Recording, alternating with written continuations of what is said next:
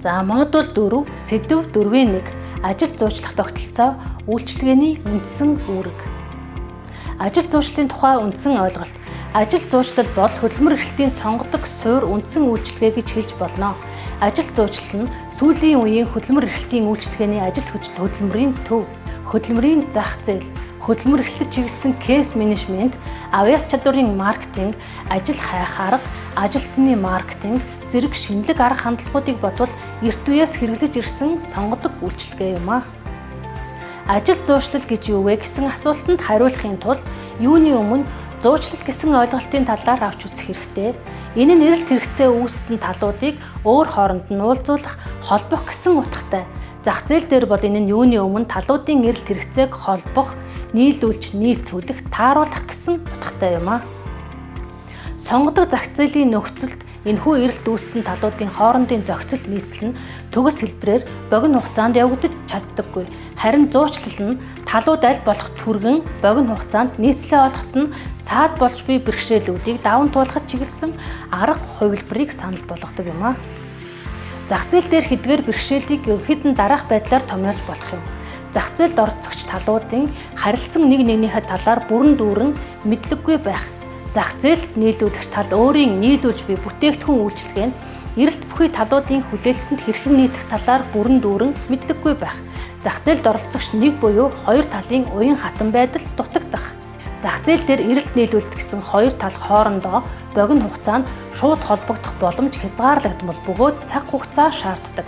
Зах зээл дээр эрэлт нийлүүлэлтийн талууд холбогдох бэрхшээл учруулдаг хүчин зүйлүүд. Зах зээл дээр холбогдох боломжтой эрэлт нийлүүлэлтийн аль нэг тал нь нөгөөгөөсөө түргэн өөрчлөгдөх байдал гэх мэт юм а. Зах зээл дээрх эрэлт нийлүүлэлтийн талуудын хоорондын нийцэл төгс биш байдаг. Иймээс талуудыг холбох эрэлт нийлүүлэлтийг хооронд нь нийцүүлэх асуудал үүсдэг. Зуучлал нь энэхүү хоёр талыг хооронд нь холбож нийцүүлэх шаардлагын улмаас бий болдог бөгөөд тийм зорилго бүхий үйл ажиллагаа юм а. Ажил зуучлал үүссэн түүхээс жишээлхэд барууны ертөнцид аж үйлдвэрчилсэн нийгмийн хөрс суурь бүрлдэх үеэс хөдөлмөрийн бодлогын үр хөвөрлүүд бий болж эхэлсэн байдаг. Одоогоос 500 илүү жилийн өмнөөс буюу 15 дугаар зуунаас Европт бий болсон ажлын хуарангаас эхлээд ядуусын тухай хууль, аж үйлдвэрийн үеийн хотын хөдөлмөрийн албаны хөтөлбөрүүд гэх мэтээр хүмүүсийг ажил төрөлтөй холбох бодлого үйл ажиллагаа ямар нэг хэлбэрээр хийгдсээр иржээ.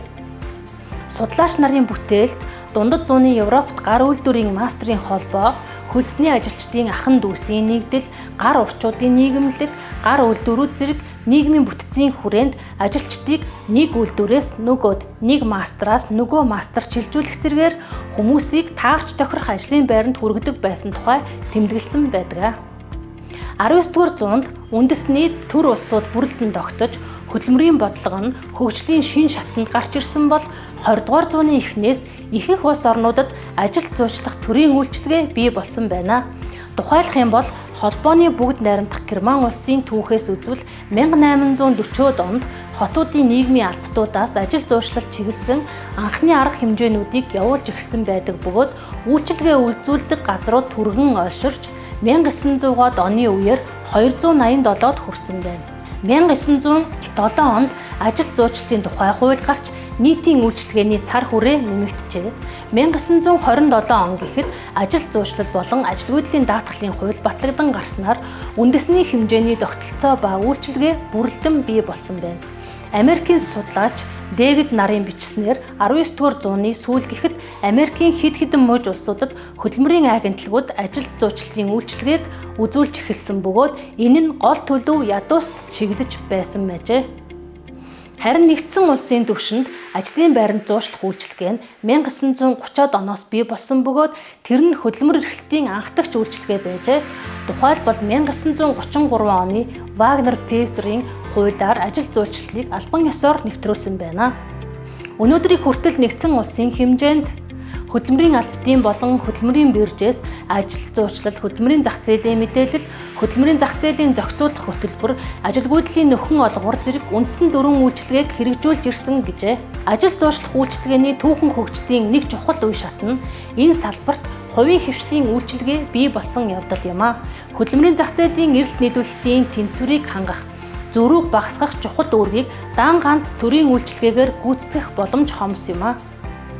Ажлын байранд зуучлах төрийн үйлчилгээ нь 20 дугаар зууны ихэнх үеэс зарим улс оронд бий болсноос хойш 1960 он гэхэд Европ болон барууны ихэнх улс орнуудад бий болсон байна.